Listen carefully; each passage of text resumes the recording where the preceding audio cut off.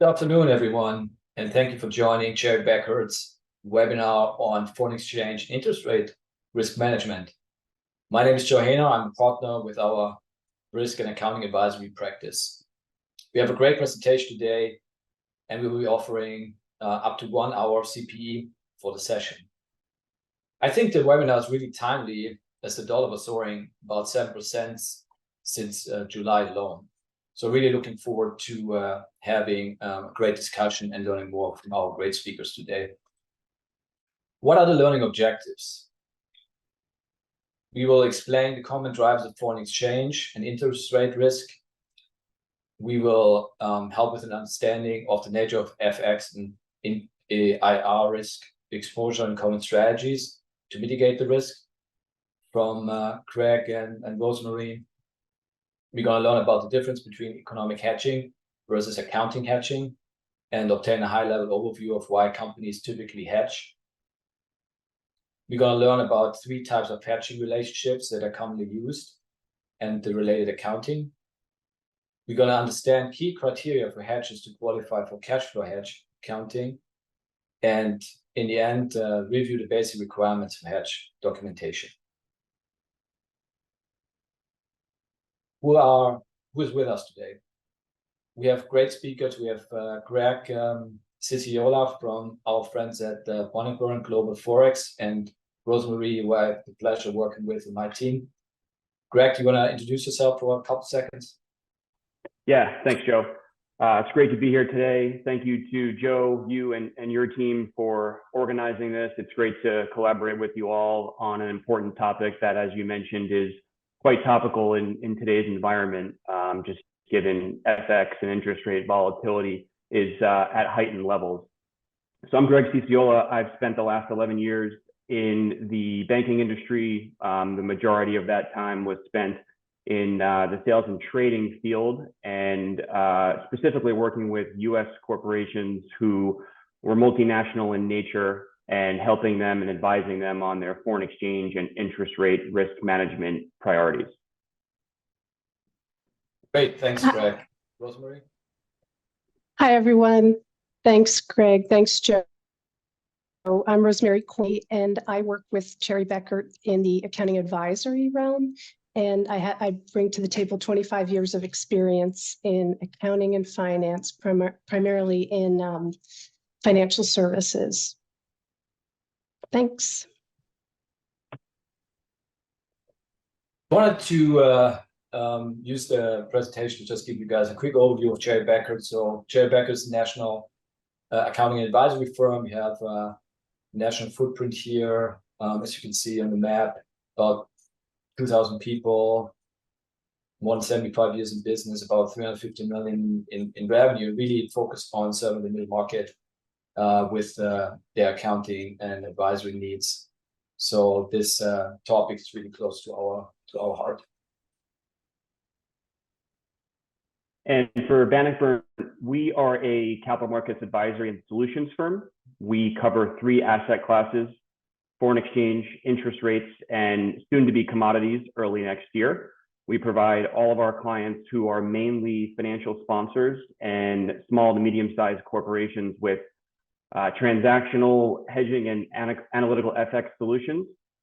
We are also the counterparty to all of our clients. So all of our clients face off against us on all of their transactions. So we are a market maker. We started in 2009 as a private firm.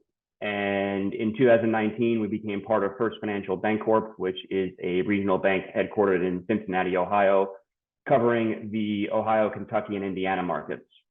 We have roughly 25 people here at Bannockburn, spread across various different offices in the US.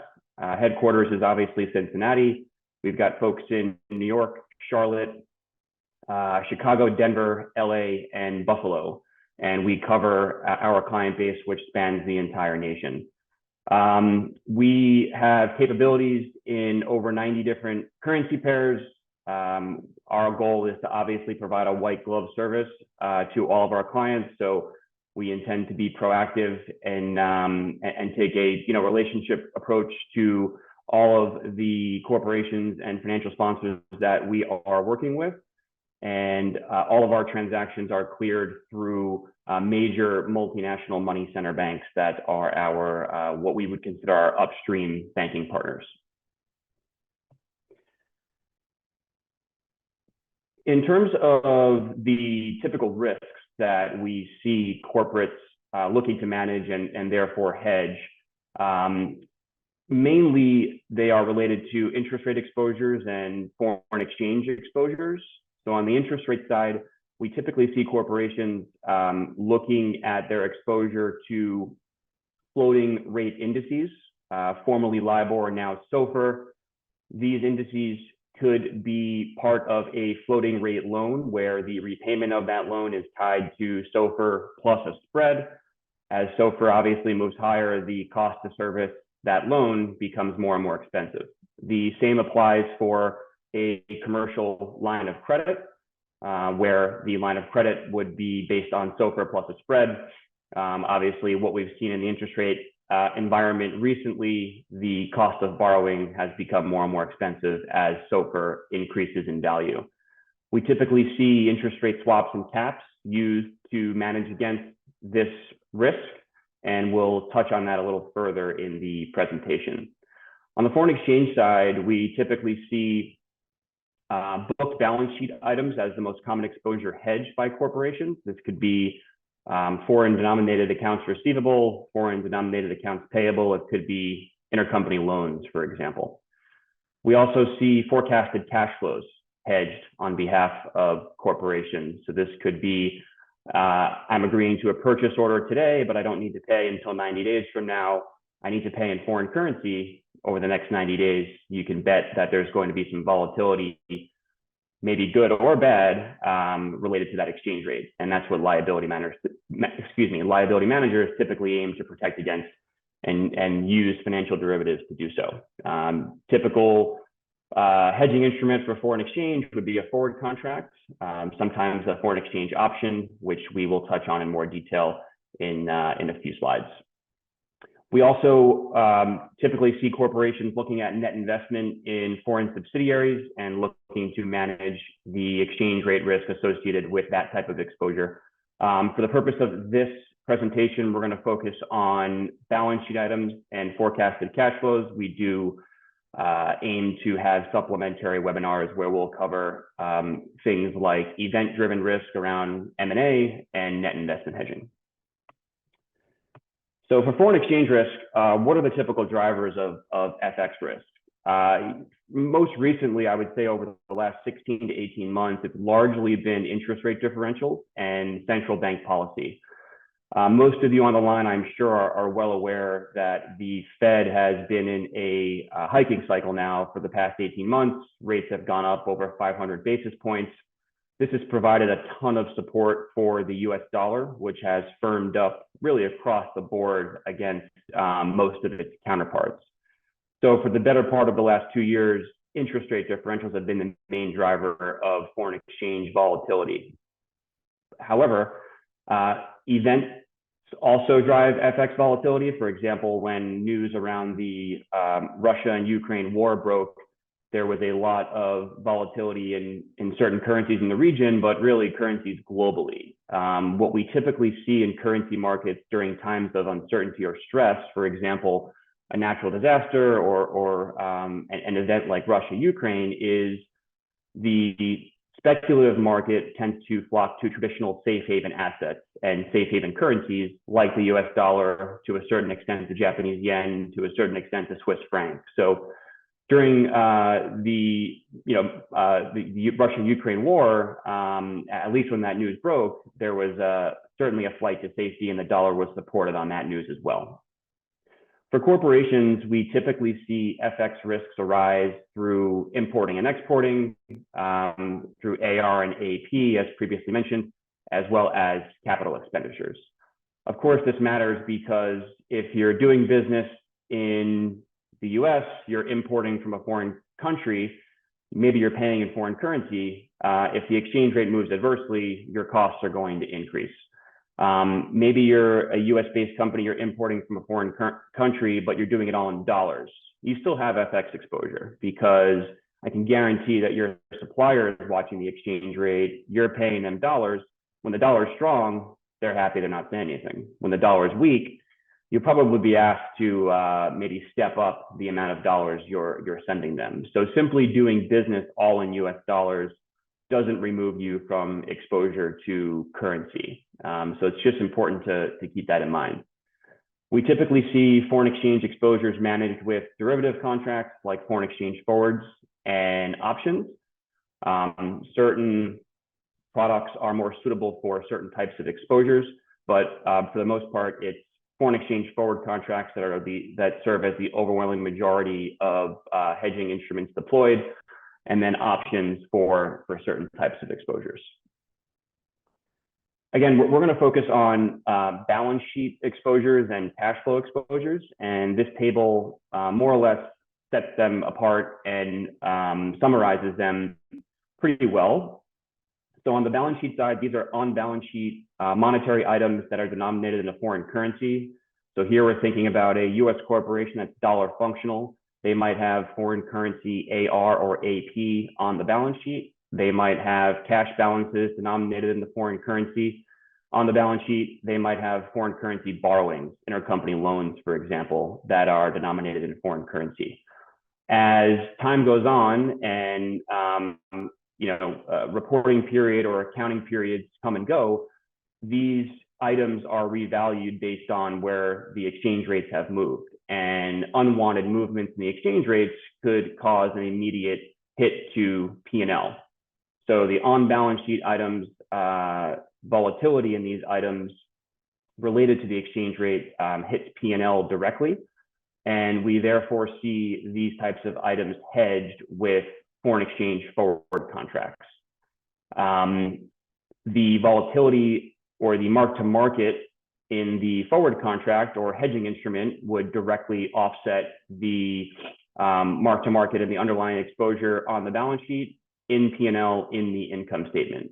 So for those familiar with hedge accounting, which Rosemary will cover later on in the presentation, hedge accounting is a little bit less important for book balance sheet items, as you have the underlying exposure and then the mark-to-market from the hedge ideally offsetting each other as much as possible in P&L. On the cash flow side, these are foreign currency exposures or items that are not yet present on the balance sheet. So these can be forecasted sales and purchases that are denominated in foreign currency. These can be intercompany charges, for example. Cash flow exposures will eventually become balance sheet exposures as they go through the trade life cycle.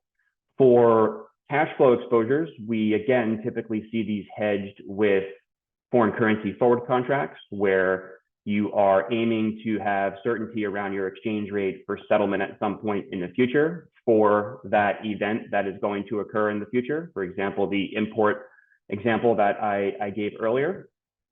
Forward contracts will obligate you to exchange cash flows with your market maker at a certain point in the future. So it's important that you have a high level of certainty around when the forecasted item will occur so that you can hedge it accordingly.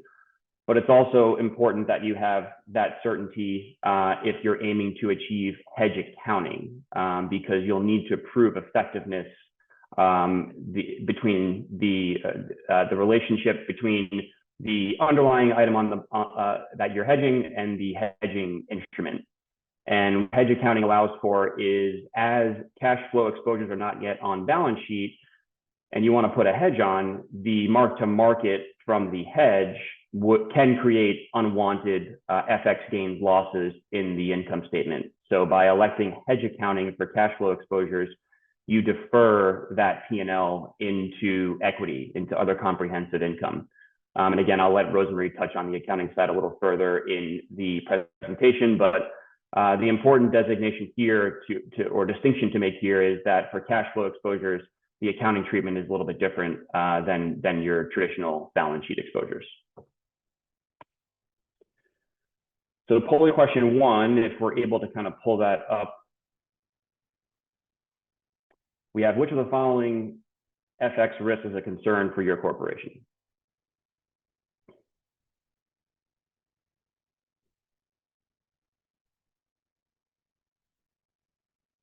Looks like we've got quite a few responses here, almost 100%.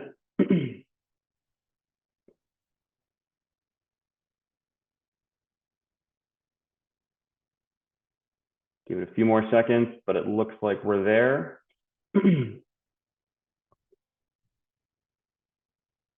95%. Good participation, folks. Thanks for paying attention.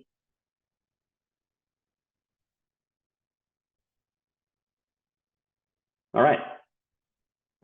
We can go ahead and share the result. The results should be up there now. So of course, we've got foreign income and AR and all of the above as the most important concerns for you all related to currency risk. Go ahead and stop sharing this. Okay.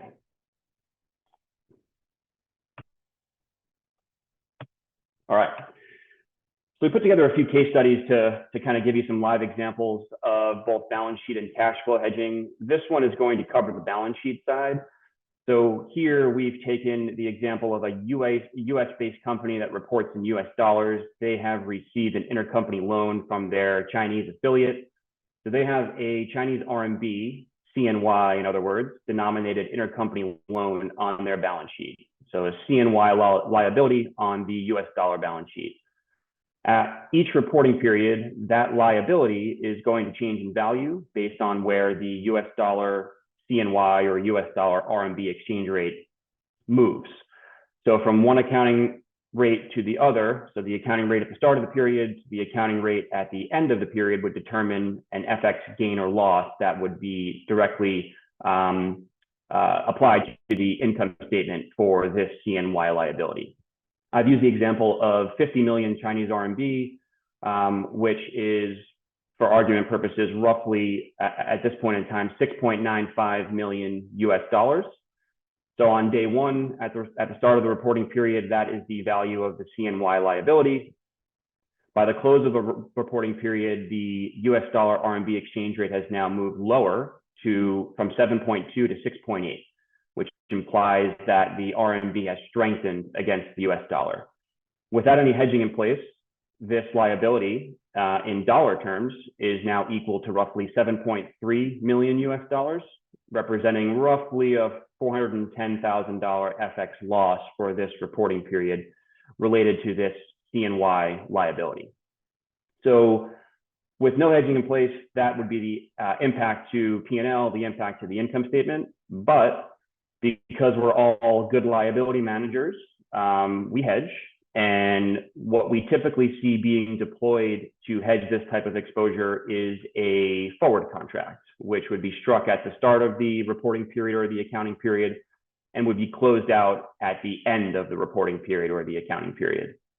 So what a liability manager would do in this case is at the start of the reporting period, sell US dollars, buy 50 million Chinese RMB.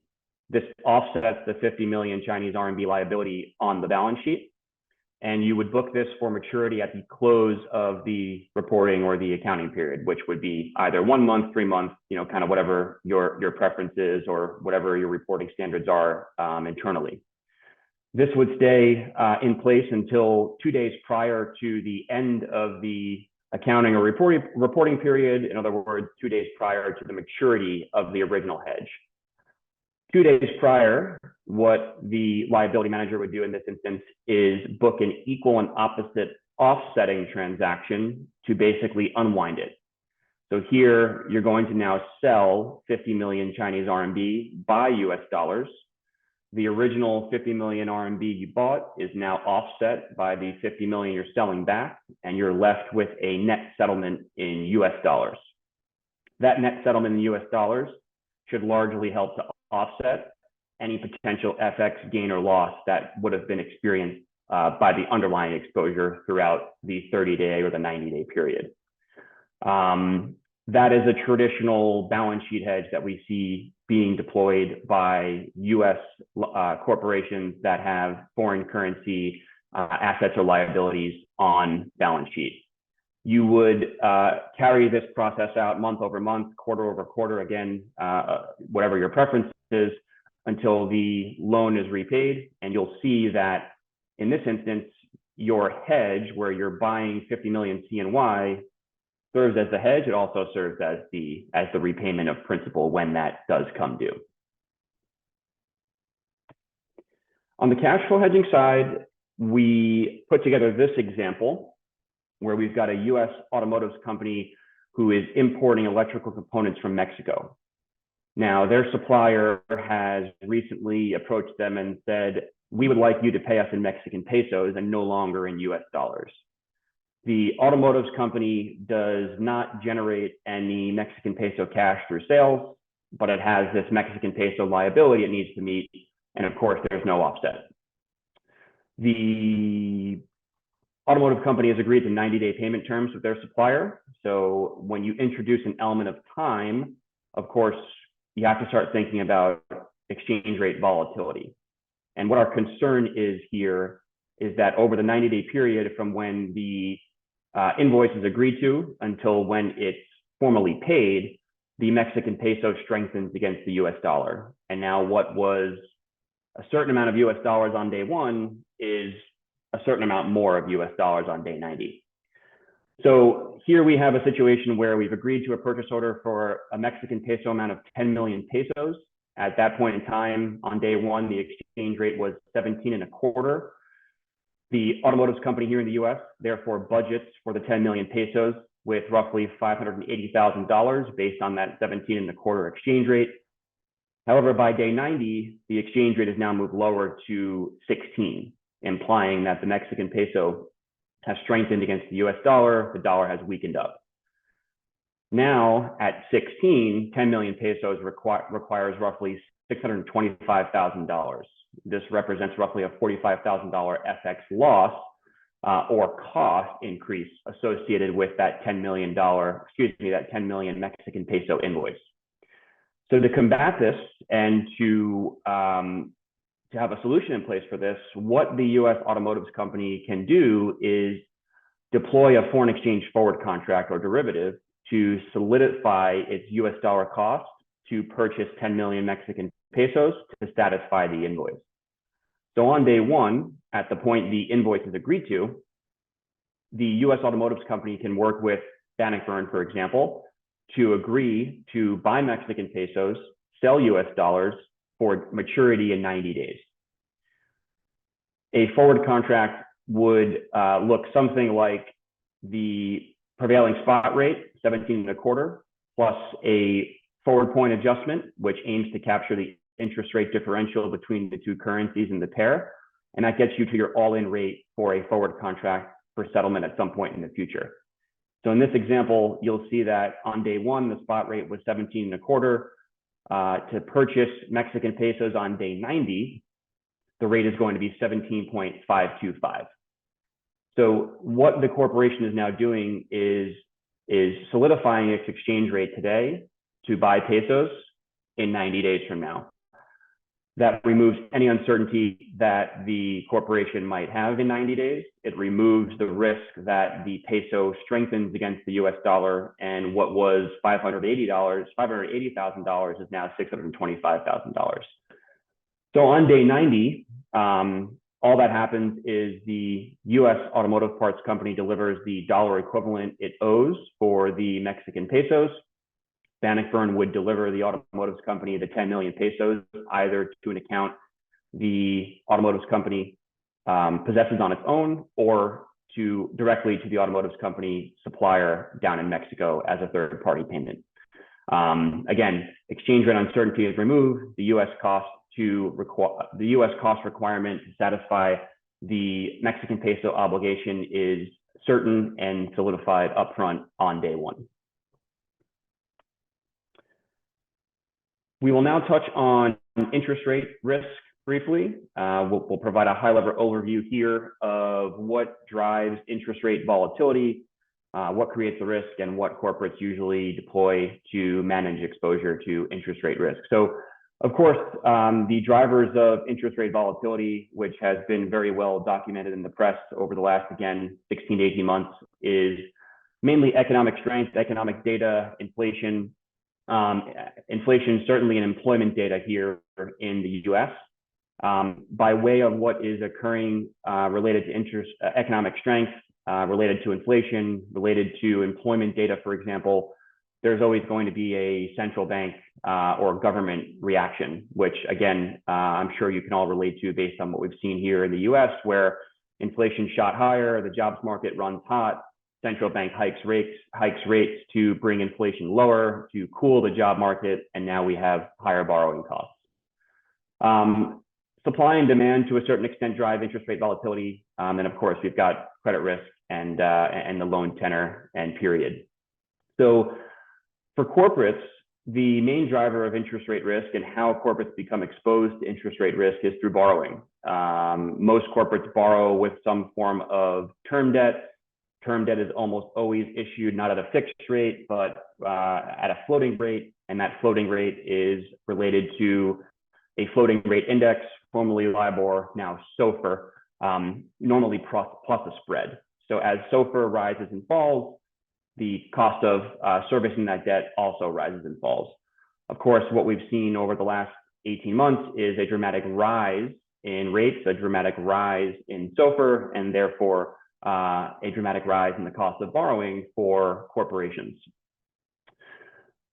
We typically see corporations using derivatives contracts similar to the foreign exchange side to help smooth volatility and smooth exposure to interest rates.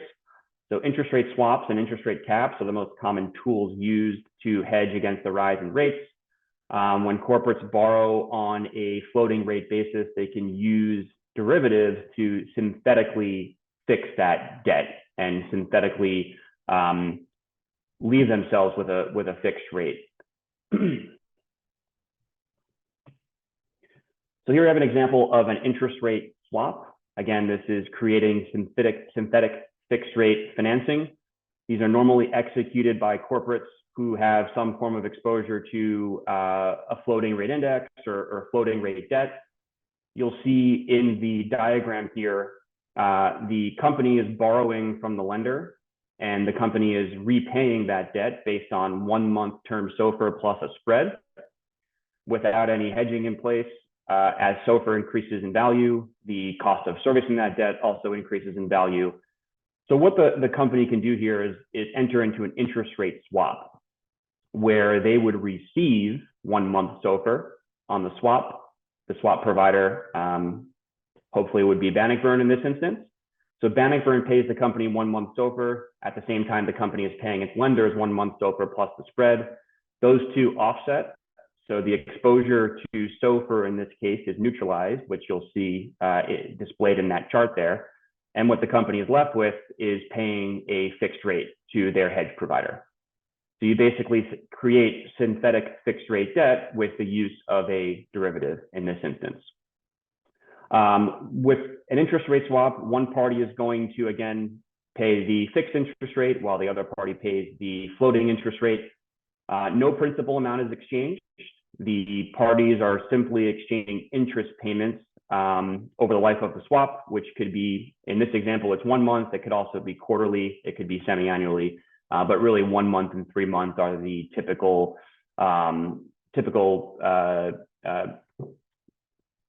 tenors we see being deployed by liability managers.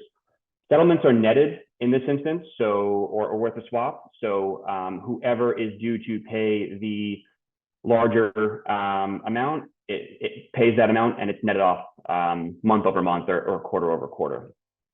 Important to note that there are potential exit costs if the swap needs to be unwound or terminated.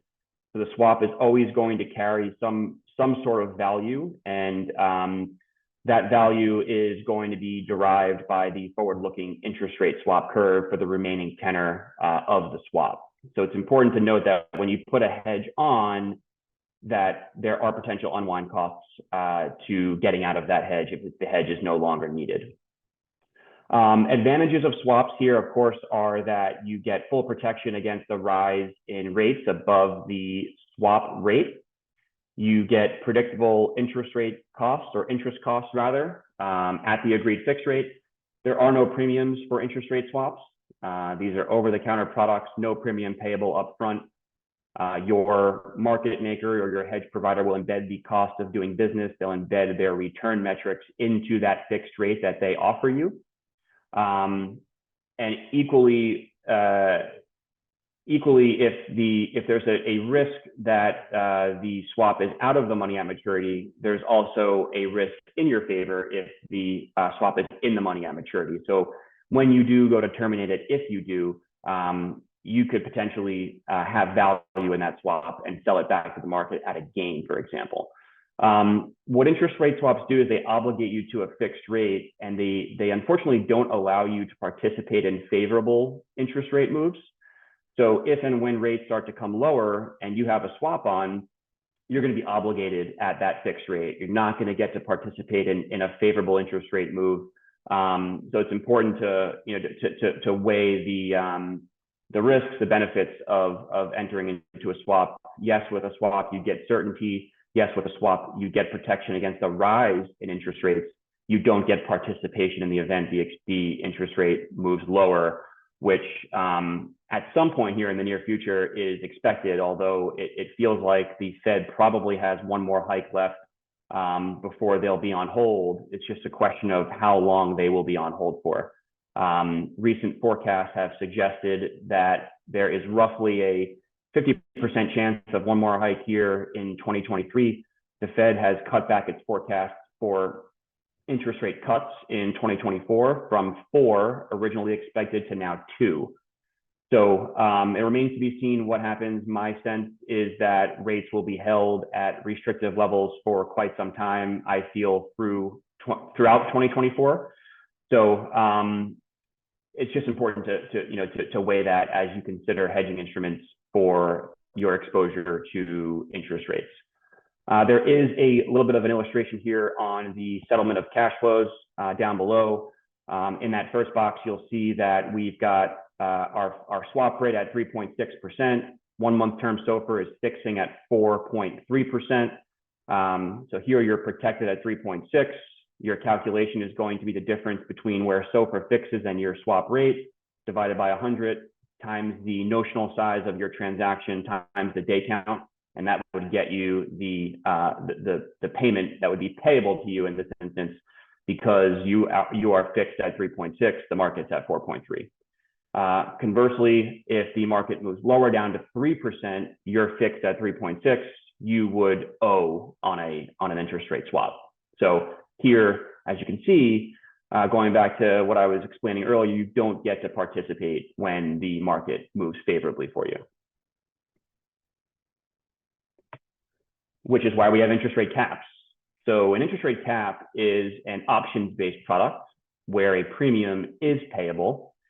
And because you're paying that premium, it's an asset that you own. You get full protection against a rise in rates. You also get full participation in a move lower in rates. So here, with a cap, you pay a premium for the protection at a certain strike rate. That strike rate can be set basically wherever you'd like. Of course, the lower the strike rate, the more expensive the cap is going to be. The higher the strike rate, the cheaper the cap is going to be, the lower the premium. Looking at the chart, similar to the interest rate swap example, the company has a loan from its lenders. It's paying SOFR plus a spread on the loan. The company is protected against the rise in SOFR by the interest rate cap. That cap is struck at 3.6%. Whenever 1 month term SOFR fixes above that cap, the company is going to receive a payment from its market maker or its hedge provider, in this example, Bannockburn. That payment is going to be, again, calculated by the term SOFR fixing rate, in this example, 4.3%, minus the cap strike rate, in this example, 3.6%, divided by 100, multiplied by the notional amount of the cap, and obviously multiplied by the day count as well. So in this instance, you are similar to the swap. You're getting protection against the rise in rates. You're also getting full participation in a move lower in rates, in a favorable move. For that full participation, a premium is payable. So this product requires an upfront sum of cash out the door on day one for the protection. You can think about it similar to an insurance policy that you might have on your car or whatever it might be. So really the only disadvantage here is that the premium is payable. It might not be totally recoverable. The cap is an asset, as I mentioned, that you as a company would own. So you can always sell it back to the market for a sum of cash. So if you needed to sell it back to the market, Bannock Burn would pay you a premium to buy that cap back from you. But of course, the risk is that based on where rates have moved and based on where your cap strike is, the risk is that that premium is not fully recoverable at some point in the future when you did need to unwind the hedge or if you did need to sell the hedge back to the market. Okay, polling question 2.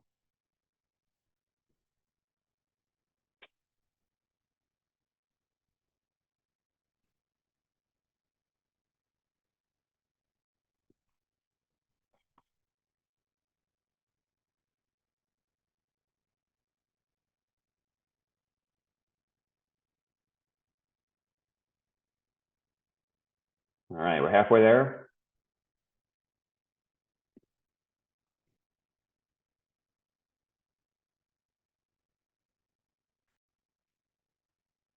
%85%.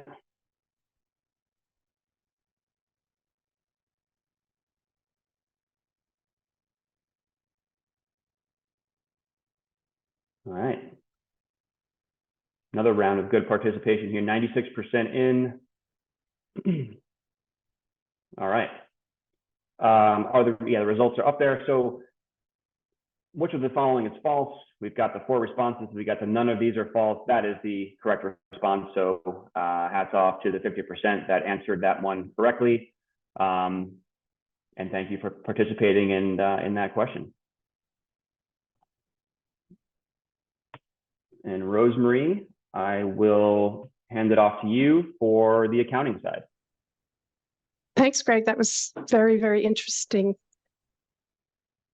For now, we'll begin to go through some of the accounting for those structures. So from an economic standpoint, like Greg discussed, the goal of hedging is to offset the risk in your trade against what's being recorded in your P&L and balance sheet. So for every hedge, there are 2 pieces. There's the standalone derivative instrument that Greg was describing, and then there's the economic risk that you're attempting to hedge. It's the correlation of the changes in the value of the standalone instrument against the change in the value of the hedged item that's important as you begin to apply hedge accounting.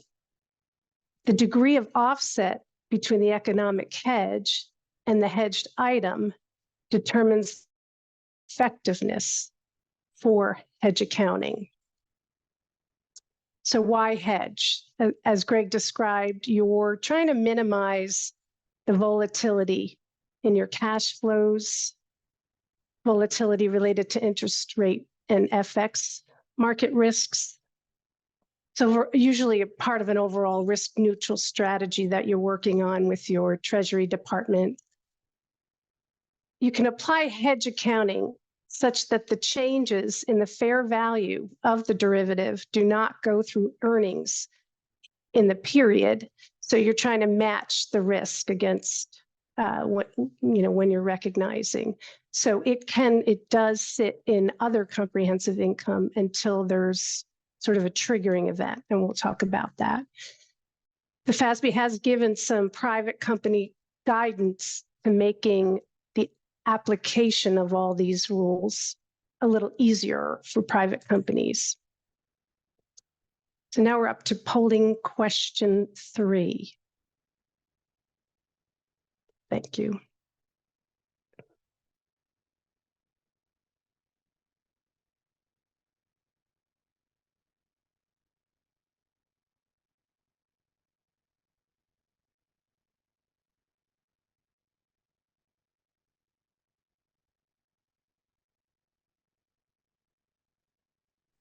90% through.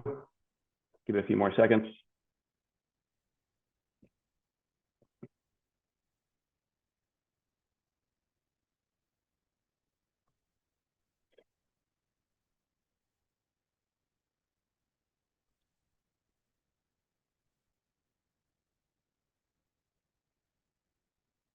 All right.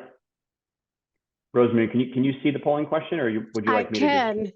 I can. So it looks like almost a tie, but most said don't participate in corporate hedging.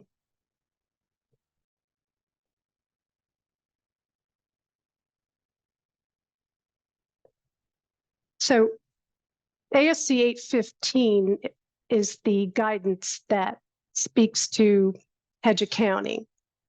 The first decision that you're making is whether it actually is a hedged transaction, and there is a threshold and decision tree.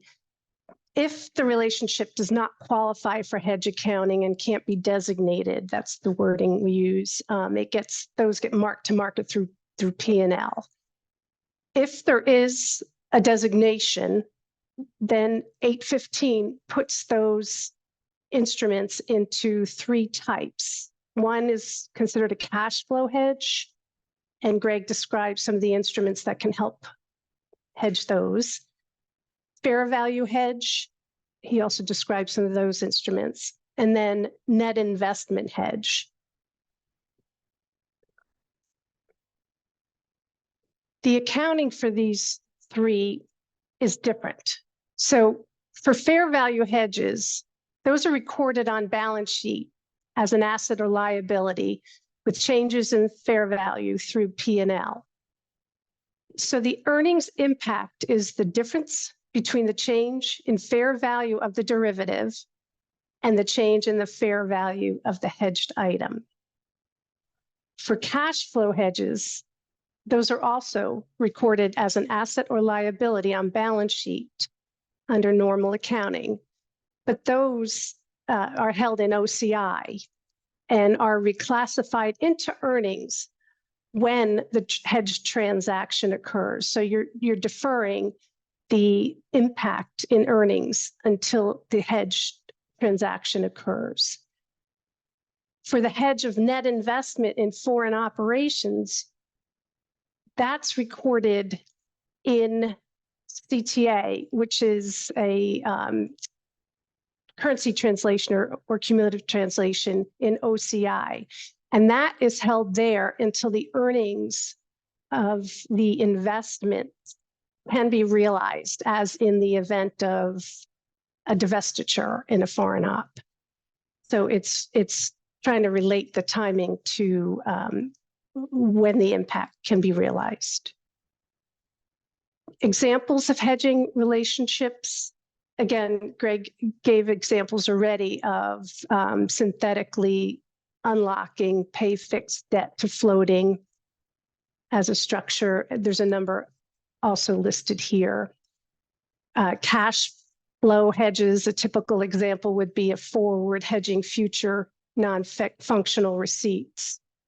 And then for hedging net investments, you are trying to get your derivative changes to be held in OCI, and that has to do with anything in functional, non-functional currencies that are occurring in your net investment. We're up to polling question number 4.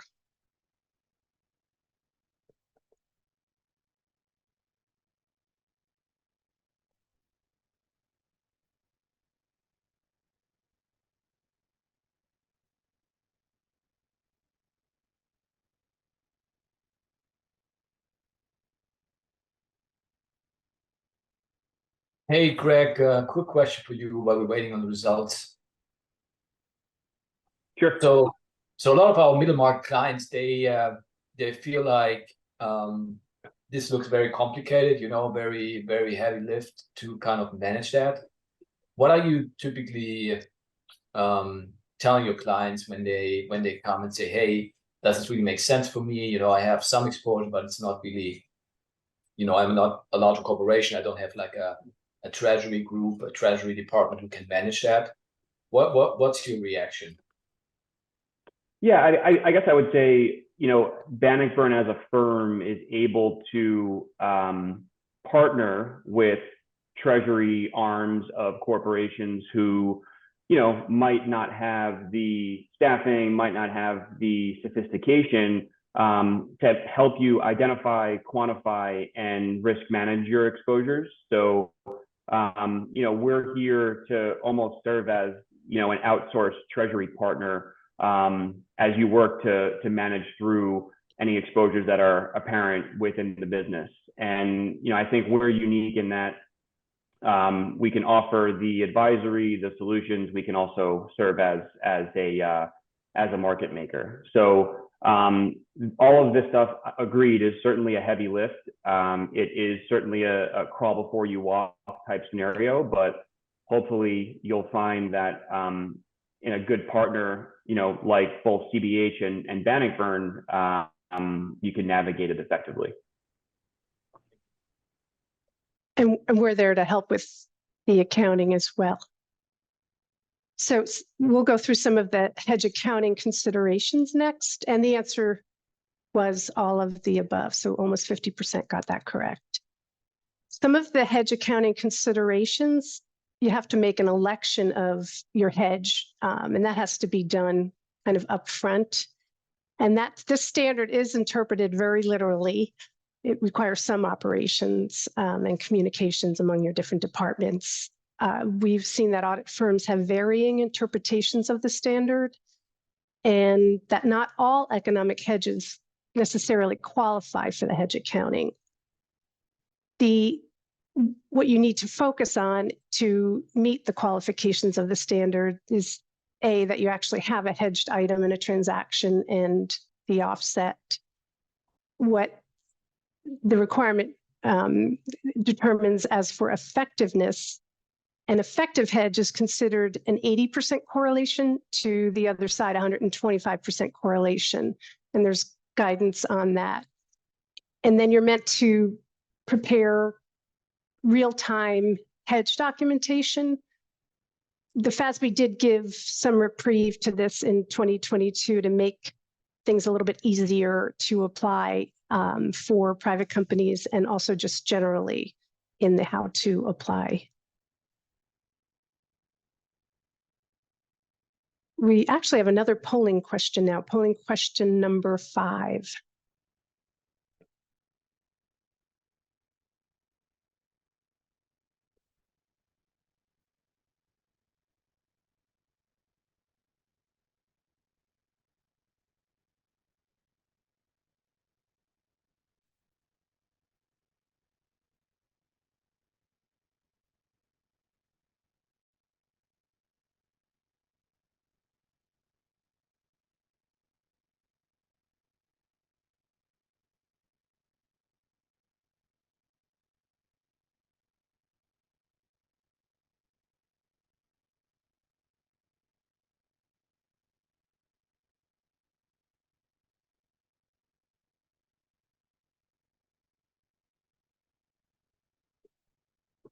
So it looks like generally most folks are concerned with all of the above.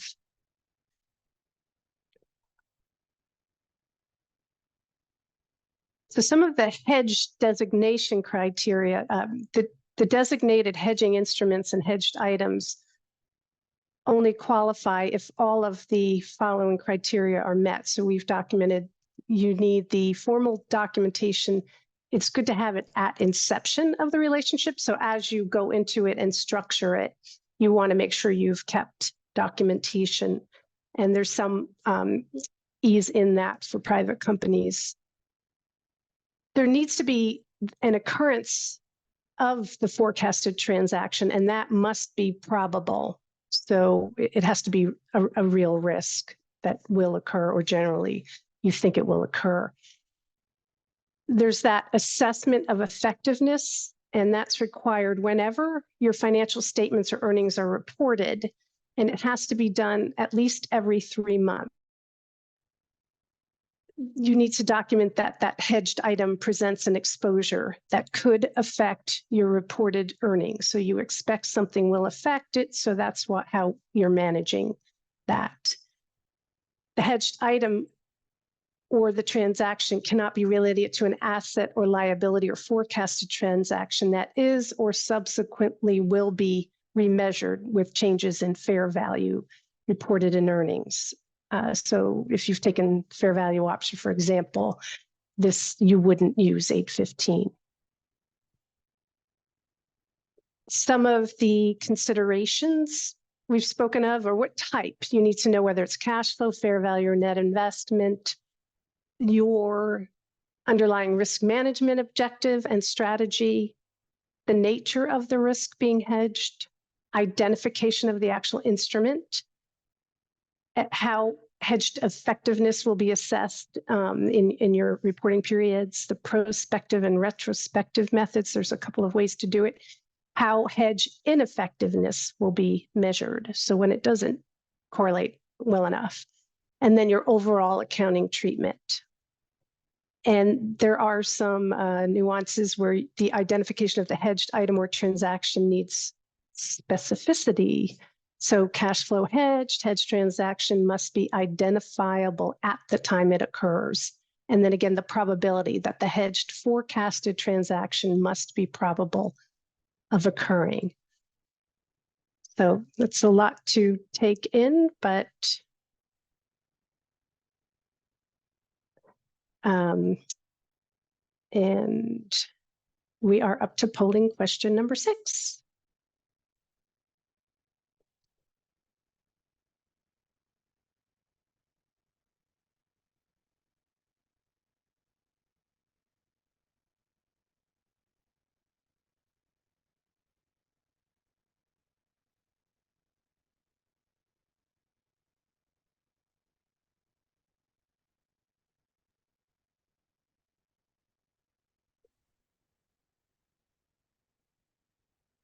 I want to thank everyone.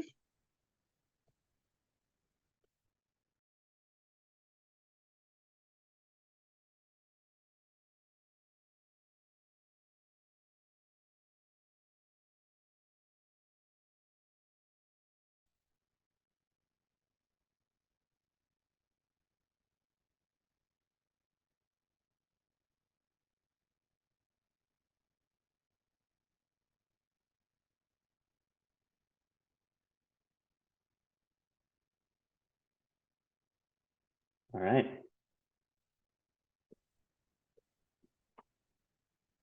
Great. So that brings us to the end. We have like 3 minutes left. Greg, Rosemary, great job. Thank you so much for the insights. I think it was very helpful. I have one question for you guys. So maybe start with Rosemary. If there's one thing you would like people to take from this webinar, take home, what would it be? Well, I think I'm always adamant about keeping that documentation that they mentioned. It sounds harder than it is, but it's good to stay on top of things, and it also keeps it organized. So as you have these structures that are remediating risk, just keep notes, because that will eventually be needed in your accounting. Okay. Yeah, I would just say that, there are a lot of good resources out there that you can utilize to work through these types of challenges to your business. Ultimately, if you're in the business of, making auto parts, you want to remove any noise or uncertainty out of that business so you can focus on making your auto parts. And to the extent currency or interest rate exposure is causing you issues, there are plenty of resources out there, hopefully, as you can tell, that can help you work through, help you identify, quantify, and manage those types of risks so that you can focus on your core business. So, just please don't be shy, and please lean on myself, Rosemary, if you got any questions.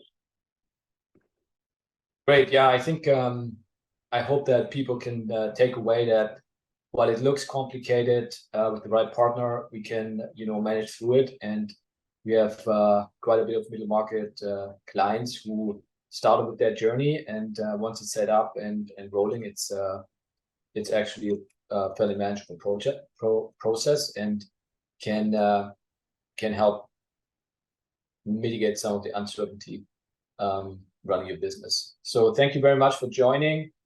For the audience, thanks for the participation. If we couldn't answer all of your questions, we're gonna reach out individually and follow up, but please feel free. There's our contact information. Reach out. Happy to follow up with a conversation, and that webinar is going to be recorded and will be up for on call view in a week or so. Thank you so much. Thank you.